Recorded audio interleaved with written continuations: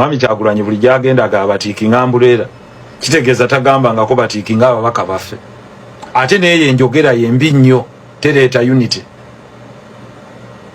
aina kugira atya anti ye kati ye wa is either him or not her heart is good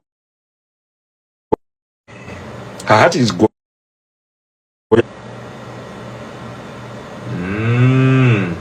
logic enjogera ye naye bakanga common sense nti buli waayita sitekanga yakugamba nti ikyabwe byokka era aganedda nowa independent yenna mu muboole gwe nga wajja oliki ye yajja ki ye yajja aliki ne kati atalina amakamu ali ddamu yajja aliki ejja independent lwaki alowooza abalala tebasobola kujja nga bali independent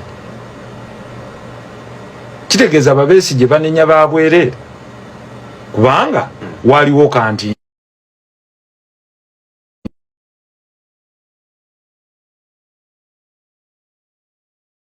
akanga gwakajjo nga naye waludda lwaki yali wa kibiina ki teyali wa FDC ye lwaki teyalinda naga akatulinde ono munnaffe agigweyo yaganzize ndi independent. So you cannot castigate everyone from other parties or those that are independent just because they don't belong to your party. Gulwaki olowooza buli omu alina kuyingira makaago enjogera yetesikiriza wadenga obadde olina ebirowoozo naye ogenda ogamba abantu atali kwambuleera oyo taba ani gwolagira ani gwolagira nawe kyomuwagira obadde kitegeeza no because you see engeri gy'oyogera olaba Mwami Museveni ayinza okuba alina obuzibu naye gwe ojja omwetegerezeemu atuuka n'aga nti ono kandidati waffe wa baasi ye yafuna fulaga n'alaga ne independent ona n'aga naye noono omwana waffe some logic.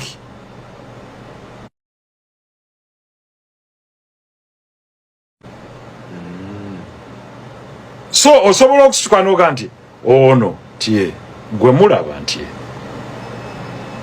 akamyufu kamusesemye waffe naye si mubi gye tuli okusalawo kwammwe olwo otutte consolidated votes. Mwami Besigye oyo mujjukira yajja Makindi ojjukire wa Sewanyana Sewanyana yali waki wa DP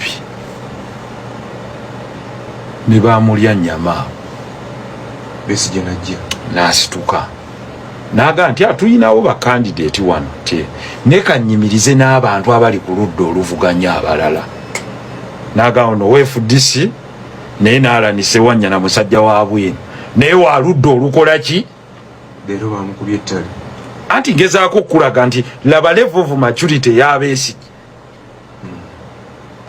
n'aga nti ono wali wa FDC naye ne meeyo ono wa DP musajja ali ku ludda lukola ki olwabwino oluvuganya.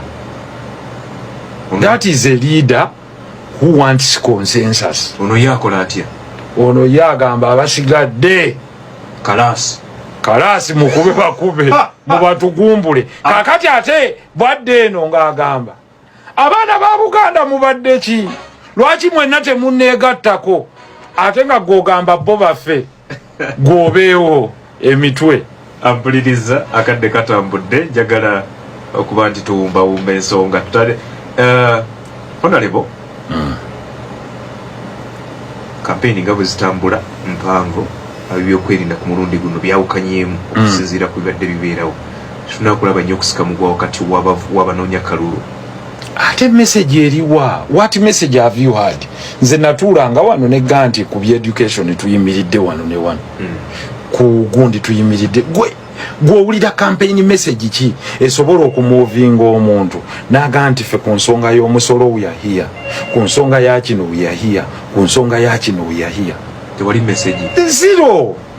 There is no driving message esobola kujja muntu mu kitanda kuga nti okufana obukanye yagawa ngenda kalulu gwe njagala obuuza omuntu akuba omubuuza ekibuuzo kimu wuliriza nti gwe bw'oba olaba akalulu ke tugendamu kagenda kuleetawo enkyukakyuka okusinziira kalulu kano n'akaliwo mu 2021. Mwami Kyagulanyi buli gyagendaga abatiikinga ambuleera kitegeeza tagambangako batiikinga ababaka baffe. Ate neyo enjogera yembi nnyo tereeta unity. Alina kwogera atya? Anti ye kati yewa is either him or not. Her heart is good. Her heart is good.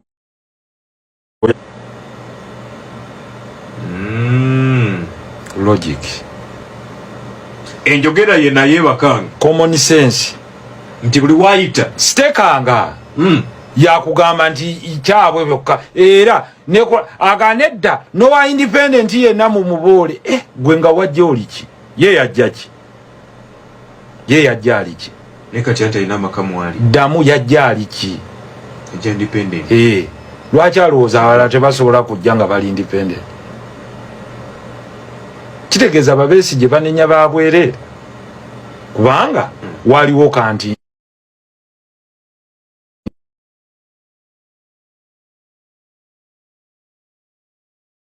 akanga gwa kajjo nga naye waludda lwaki yali wa kibiina ki teyali wa FDC ye lwaki teyalinda naga akatulinde ono munnafa jigweyo yaganzize ndi independent. So you cannot castigate everyone from other parties or those that are independent just because they don't belong to your party. Gulwaki olowooza buli omu alina kuyingira amakago enjogera yetesikiriza wadenga obadde olina ebirowoozo naye ogenda ogamba abantu atali kwambuleera oyo taba ani gwolagira ani gwolagira nawe kyomuwagira obadde kitegeeza no because you see engeri gy'oyogera olaba Mwami Museveni ayinza okuba alina obuzibu naye gwe gy'omwetegerezeemu atuuka n'aga nti ono kandidate waffe wa baasi tie ye yafuna fulaga tie n'alaga ne independent ona n'aga naye noono omwana waffe some logic.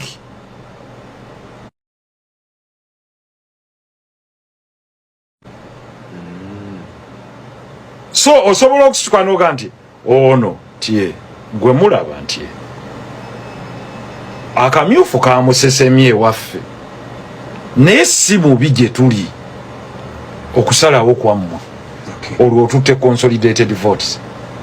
Mwami Besigye oyo mujjukira yajja emakindi ojjukire wa Sewanyana Sewanyana yali waki wa DP